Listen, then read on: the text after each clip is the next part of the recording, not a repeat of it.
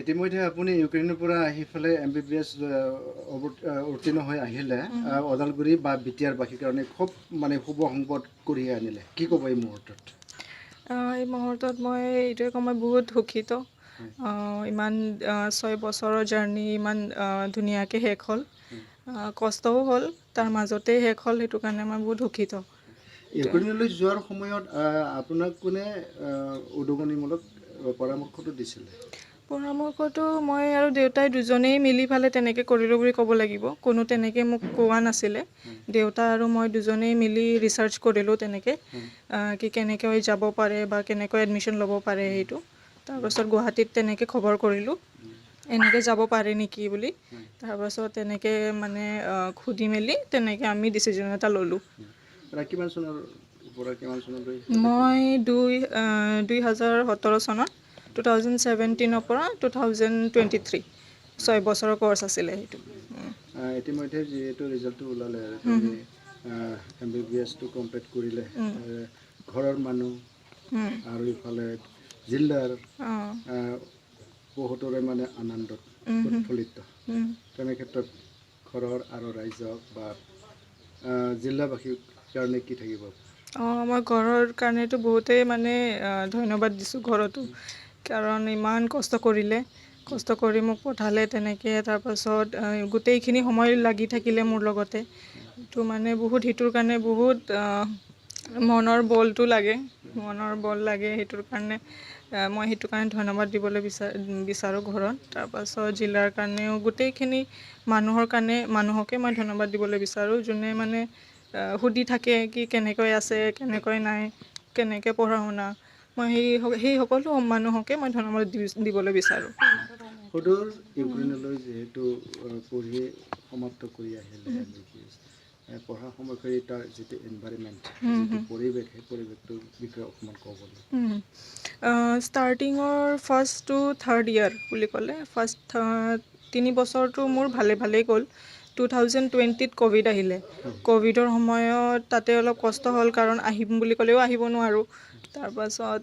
কি বুলি কয় 8 মাহমান মই তাতে তেনেকৈ আছিলোঁ মানে তাতে থাকিলোঁ মানে বেমাৰ হ'লেও তাতে ইমান এটা চিকিৎসা পোৱাৰ কিবা নাছিলে কাৰণ সেইটো সময়ত গোটেই ৱৰ্ল্ডৰে বহুত কষ্ট হৈ আছিলে চ' মই এইটো আহিম বুলি ক'লেও ঘৰত আহিব নোৱাৰোঁ এতিয়া তাৰপাছত তাতে থাকিলোঁ সেইটো সময়ত কষ্ট হ'ল পঢ়া শুনাৰো বহুত কষ্ট হ'ল অনলাইনত কনভাৰ্ট হৈ গ'ল তেনেকৈ তাৰপাছত তাতে ৱাৰ আহিল ঘৰত আহিলোঁ ঘৰৰ পৰা গ'লোঁ আকৌ ৱাৰ আহিল ৱাৰ অহাৰ কাৰণে যুদ্ধ হোৱাৰ কাৰণেও বহুত কষ্ট হ'ল আকৌ আহিব লগা হ'ল ঘৰত তেনেকৈ কষ্টৰ মাজেৰে তাৰপাছত সেইটোৱে আকৌ ঘূৰি যোৱাৰ পাছতো মই আকৌ সেইখিনি কি বুলি কয় ঘৰত আহি 7 মাহমান থাকিলোঁ নেকি যোৱা বছৰ তাৰপাছত তেনেকৈ থাকি মই ভাবিলোঁ কি 1 বছৰ মাত্ৰ আছে তো সেইটো 1 বছৰটো মই এতিয়া ঘৰত থাকিলেতো নহ'ব এইটো গৈ ফালে মই কমপ্লিট কৰাটো উচিত বুলি ক'লে কাৰণ সিহঁতে তাতে ক'লে কি আমি অফলাইন ষ্টাডি দিম চ' মই গ'লোঁ সেইটোৰ কাৰণে আমি চবেই মানে মোৰ ইয়াৰবোৰ গ'ল তেনেকৈ আমি কমপ্লিট কৰি এইবাৰ ঘূৰি আহিলোঁ যেহেতু চিটুৱেশ্যনটো ক্ৰিয়েট হৈ গ'ল ৱাৰ এণ্ড কৰোণা কিন্তু নৰ্মেল চিটুৱেশ্যন সময়ত কেনেকুৱা তাতে পৰিৱেশ তাত পৰিৱেশটো বহুতেই ভাল বহুতে ধুনীয়া বুলি ক'ব লাগিব বহুতে 3 বছৰ বহুত ধুনীয়াকেই গৈছে তাতে ষ্টাৰ্টিঙৰখিনি তাৰ মানুহবোৰো বিৰাট ভাল তাতে বহুত ডেভেলপড হয় তাৰ মানুহবোৰো ডেভেলপড হয় যোনটো চিটিখনত মই আছিলোঁ মই টাৰ্নোপিল চিটিত আছিলোঁ ইউক্ৰেইনত যোনটো বহুত ধুনীয়া চিটি তাতে থাকি মই মানে আজিলৈকে তেনেকৈ কষ্ট নাপালোঁ মানে এই ৱাৰ ক'ভিডৰ সেইখিনিতো আহিবই কষ্ট কিন্তু সেই 3 বছৰ মই তেনেকৈ একো কষ্ট নাপালোঁ তাতে বৰ্তমান যিহেতু আমাৰ বিটিয়াৰবাসীৰ কাৰণে খুব শুভ সংবাদ আপুনি কঢ়িয়াই আনিলে তেনেকৈ পিছৰ যি জেনেৰেশ্যন তেওঁলোকৰ কাৰণে কি আশীৰ্বাদ থাকিব কি মতামত থাকিব মই সেইটোৱে এনকাৰেজ কৰিব বিচাৰোঁ পঢ়িব লাগে চবে পঢ়িব লাগে এতিয়া বহুত তেনেকৈ কম্পিটিটিভ এক্সামছ আছে সেইবিলাক পাছ কৰিব পাৰিলেতো বহুতেই ভাল আৰু যদি তাৰ বাহিৰেও যদি যেনেকৈ মই গ'লোঁ তেনেকৈও যদি যাবলৈ বিচাৰে সেইটোৰ কাৰণেও মানে হেজিটেট নকৰাটো ভাল যদি যাব পাৰে মানে সিমানখিনি যদি ঘৰৰ পৰা ছাপৰ্ট পায় তেতিয়া যাব লাগে কৰিব লাগে বৰ্তমান কোৰ্চ শেষ হ'ল জব হিচাপে ক'ৰবাত এংগেজ হোৱাৰ এটা চিন্তা কৰিছে